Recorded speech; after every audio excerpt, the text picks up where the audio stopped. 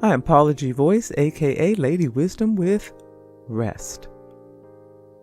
Now, some of us learn the hard way about the importance of rest.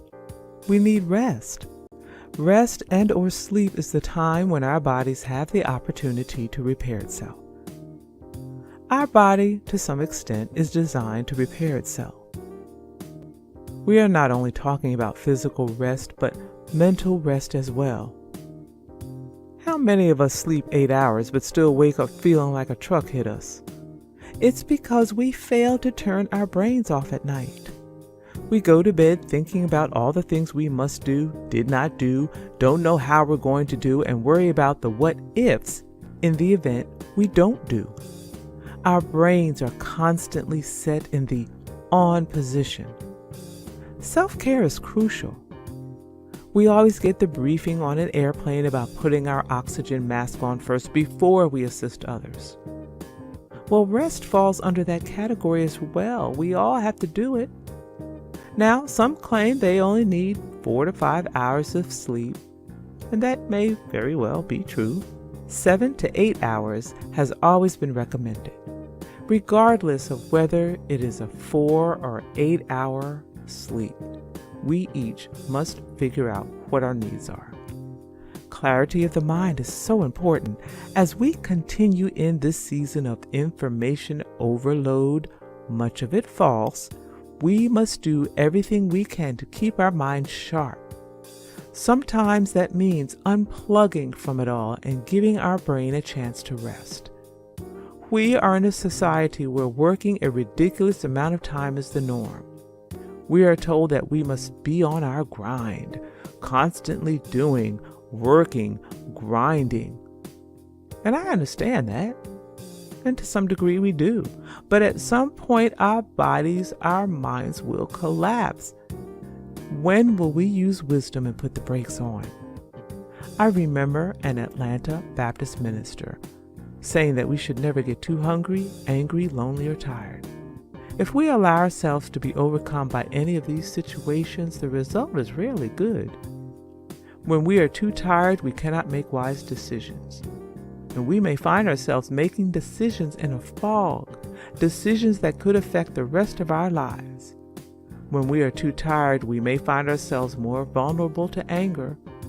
What is said or done in a moment of anger sometimes cannot be undone. Be intentional about your rest. I'm Paula G. Royce, a sagacious independent lifestyle influencer, embracing my journey, sharing experiences along the way, challenging dreamers to do the same by breathing life into their deferred dreams and living out the reality. It's never too late to embrace your journey and live your dreams. Visit Paula's blog at paulagvoice.com/blog for the full journey.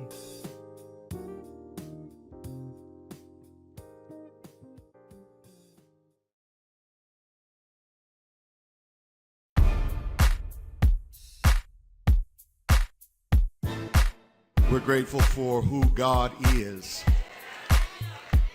That list of names given, holy and mighty and all of that, that's just the beginning of things.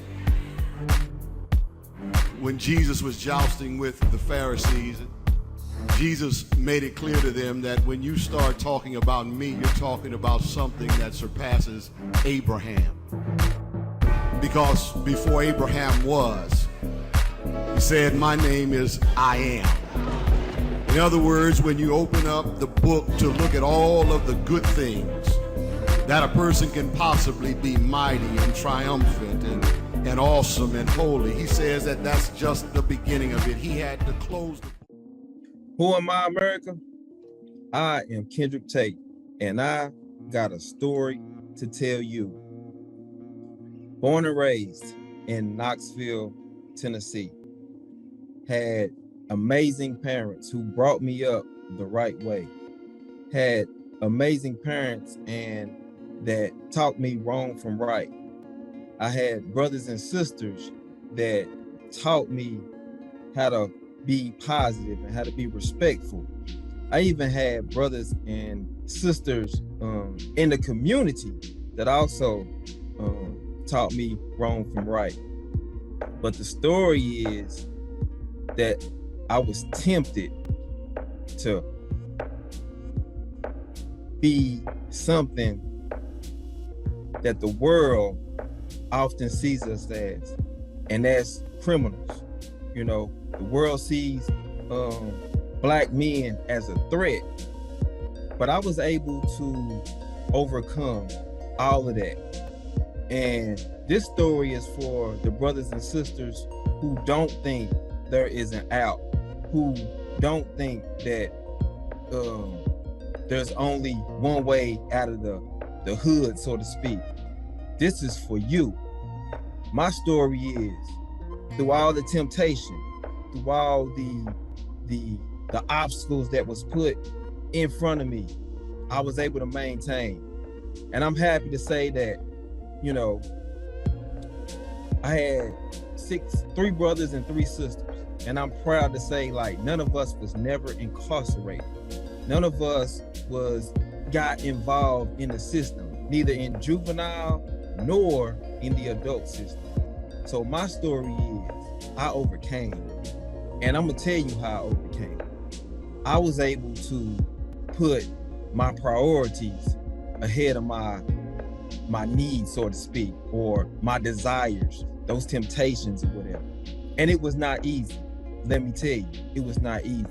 But see, I grew up in a time where the OGs was a little different. And I grew up in a predominantly Black neighborhood. We wasn't dirt poor. We had things or whatever, but I knew my mom and dad, like, they scrapped and they scraped for everything, and nothing was given to them. You know, everything that they worked for, they earned, and they passed that on down to us, and which made me kind of respect and appreciate everything that we had, because we never went without. And that's one thing I can say about my parents, who are now dead and gone. Lost my dad when I was 12. Lost my mother about 4 years ago on Christmas Eve. She just passed. So still dealing with that grief. But I said all of that to say this: I still made it, right? Because I wanted to make them proud. And going back to the OGs back during my time, because there was a lot going on. I lost cousins to drive-bys. I lost good friends to drive-bys. And not too far from the crib, there was a spot that everybody, there was a project that everybody wanted to go, right? And my sister lived in that project. So I would often hang around those projects and whatnot, you know, during my downtime or whatever. And the crazy part about it is, when things were about to get hot or blow up, the OGs that knew me told me, "Hey, KT," that's what they call me back back in my young days, or they call me Ken Tate, whichever one preferred. My real name is Kendrick Tate, like I said before, but that's another story for another day. But they would tell me, "Hey, young buck, hey man, you got to bounce." And I'm just like, "What? Nah, I want to hang." "Nah, man, because we see something in you that you don't even see yourself." So they wouldn't even let me hang out, which was crazy, you know. And I, you know, and you know, the OGs back during those times, we talking about the 80s and the 90s. So they would like threaten you, like, "Man, look, if you don't go home, you know what's about to happen." So look, I've always been a lover and never a fighter. So I look, at a young age, I clearly understood what that meant. And it was cool because I respected that, because when it came to sports and whatnot, it was all good. You know, we could hang, we could kick it, and we could do our thing and we have fun or whatever. But the moment things in the neighborhood and the streets got a little weird or was about to get suspect and dangerous, hey, they made sure that they took care of me. And a lot of those OGs today, if they're not dead, they are sitting in prison right now, or they are currently like having bad effects, you know, health wise, from the very drugs that they were selling. So man, I have to give a shout out to all the OGs who helped keep me out of trouble, because my story wouldn't be my story if they hadn't intervened on my behalf. And I grew up, like I said, in a predominantly black neighborhood, went to a predominantly black school, elementary school. And then I got my first taste of like kind of like America is when I went to middle school. I went to Bearden Middle School. It's a diverse middle school. And so I got to meet all ethnicities. I got to meet all different kind of races. I got to meet all kind of different teachers and people. So then I began to, you know, evolve kind of like as a person and see the world outside of my community, which was an amazing thing to see. And in that time when I was in middle school, I remember my first experience kind of with racism. And one of the things that I experienced was I was in gym one day and somebody peed on my clothes, my change clothes, because you know you had gym clothes and then you had you know, your regular clothes and whatnot. Somebody peed on my clothes, right? And I couldn't figure out, you know, why somebody would do that or whatever. And somebody came to me and was like, yeah, the same thing happened to me. And then it was another person. And I started to see a trend, and the trend was I was black. So that was my kind of first realization, because I always wondered, like, what would I do if somebody was to call me an N-word? I remember specifically being at the bus stop one day, and this bum was walking down the street. I want to say bum, I'll say homeless man. And he asked me for some money, and I said I didn't have any money. I'm in middle school, I don't have money. And he called me the N-word.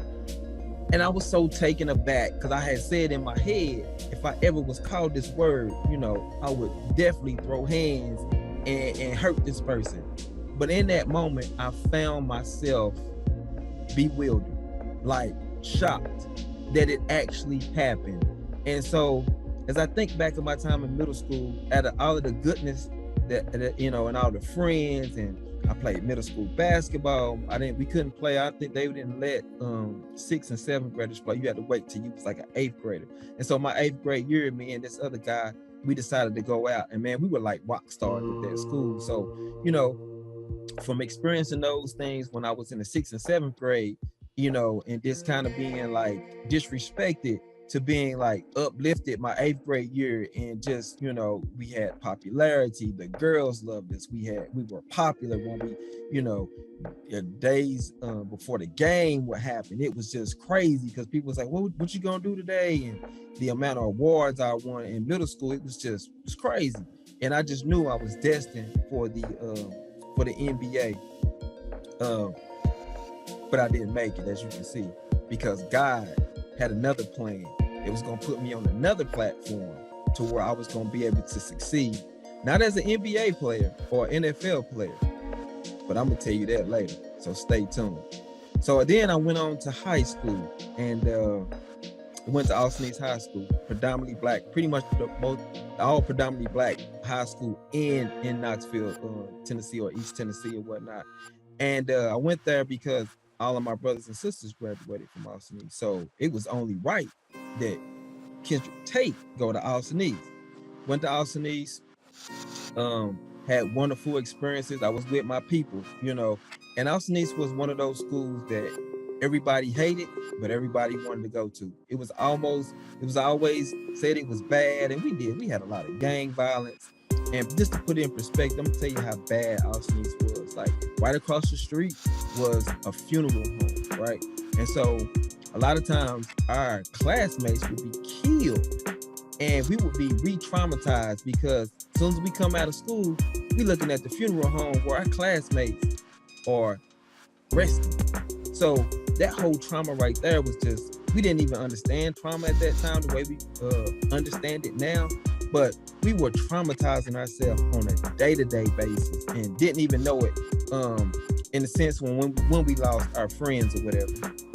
And there was a lot of gang violence at Austin East. And even at Austin East, I was still able to steer away from being in those gangs. And I just wanted to be somebody who was cool with everybody. I wanted to respect everybody. And I wanted the same in part. And so I kind of got that by just respecting everybody. Even the gang members felt the same way. And high school was a beautiful experience. The main thing that I regret out of high school is I didn't get to play my senior year. There was an age verification. I got held back 1 year, and then I started school late. So my senior year, it was gonna be my time to shine. I was ineligible to play, and so that right there really hurt me, and but it also prepared me for life moving forward. So that's kind of my story growing up as a young man, and y'all stay tuned because there's so much more. So that brings me to where I am today. I can honestly say that life has been good to me, and God has been, oh my God, I can't even put it in words what God has done for me in my life. And I'm just, just sitting here thinking about what he's done, man, makes me want to get happy. But I ain't gonna get happy, I'm gonna praise him because he's been too good. So currently right now I'm a father of two beautiful young girls. One of them is 21, her name is Lara. Kyla just turned 16. I have two kings, Preston, he just turned 15, and then I have a newbie. I know I don't look it, but you know what I mean? Yes, I am. Let me go back. I am 47 years old, or should I say years young. And I have an infant too. Yeah, he is 13 months, and he is Kyson. Look, COVID, baby, unexpected, but hey, these things happen. And I am engaged to a beautiful woman, Danielle Moore, and so we hope to be getting married hopefully within the next year or so. And I do have a plus one. She has a daughter. Her name is Neviana. And so basically I got 3 daughters and 2 sons. So you asked the question, what am I doing today? Well, today I am a juvenile probation officer. Yes, I am currently working with at-risk youth. I'm also a game changer. And this is a program through the YWCA. We focus on educating middle school boys about sexual assault, domestic violence, consent, healthy, unhealthy relationships, and things of that sort. And so we also teach them bystander intervention and how to intervene when it's safe. And so these 2 programs that I'm currently affiliated with and working, I love them from the standpoint I get to talk to young men across this state and in my community about how to be better men. And see what I'm doing, which I never saw myself doing. I never said I would work with at-risk youth. I never said that I would, these are things that was not in the plans. Like I said before, I was hoping to go to the NBA, but that never came to fruition. God had a bigger plan, and this bigger plan consisted of changing people's lives. And so that's what I have dedicated my life to. It's a gift. Everybody can't work with young people. And I'm not bragging or anything, but it's just a bold truth. Everybody can't work with youth in this capacity. It takes a special individual. So shout out to all my social workers out there, that especially those that are working with the youth, because that takes on a whole nother connotation of patience, of want to, because we got our own issues ourselves. Our kids have their own issues. And so now we taking on those particular family issues and trying to figure out and come up plans for them. And so the beautiful thing about my job is seeing kids come in when they pick up charges and they be in the worst state. And I'm not going sugarcoat this from the standpoint that I work with kids from charges that stem from cigarettes at school to first, second, third degree murders. I've had kids on my caseload that have died. I've attended funerals of my kids that have died. I went to court proceedings of kids that have committed, like I said, first degree murder. So when we talk about juvenile court, we talking about like all aspects, that you deal with. And you build rapport with these young men and women, and you become that mentor, you become that brother, you become that father figure, because a lot of especially our men of color, or they don't have fathers, and so you find yourself standing in that gap to be their father, and you take on that. And those are things that you don't think about when you're actually doing this work, but you are. And so I've taken it personally to make sure that these young men and young women get what they need. And let me go back to Game Changers a little bit. Being in these settings with these young men and talking to them about why it's important to respect and protect our women and girls is very, very serious. And it is very, very important, because especially not and we referring to all women, but especially our black women, we got to learn to protect. Because if you look at it, when we look at music, when we look at commercials, and we look at some of these things, they're sending subliminal messages that women don't matter. So our job is to cut down and navigate through all of that and teach our young men that women are important, and it shouldn't matter whether you know them or not.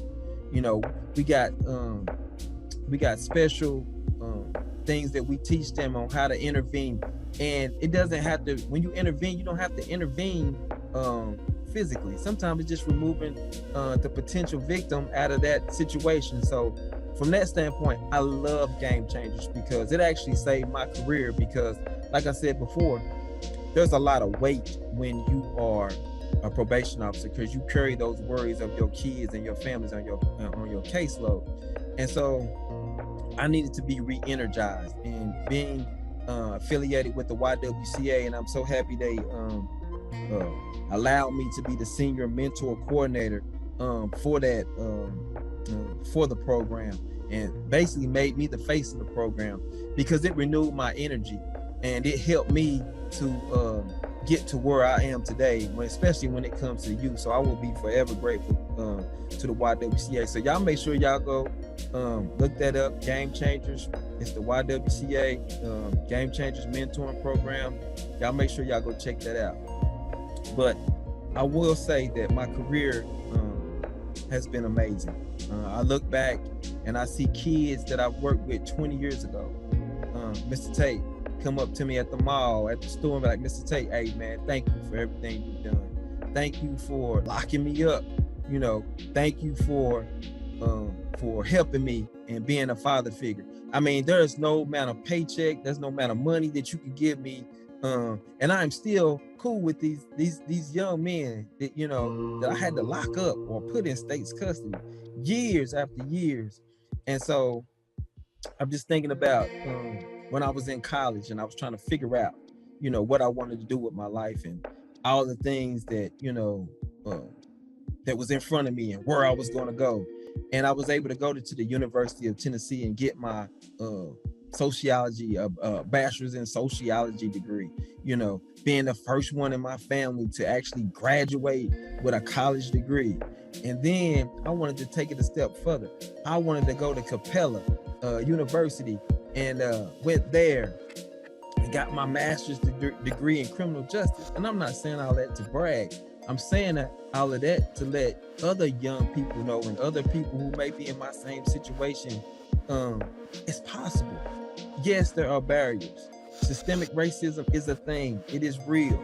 But that does not mean that you can't overcome those barriers. And I tell you, by the grace of God, I'm fortunate enough to be sitting here telling you my story, because I could be in prison. I could be one of those numbers. I could be one of those young men out here committing crimes and terrorizing neighborhoods. But that's not my story. My story is one that had to work for everything that he got. My story is I had to hustle and grind for everything that I got.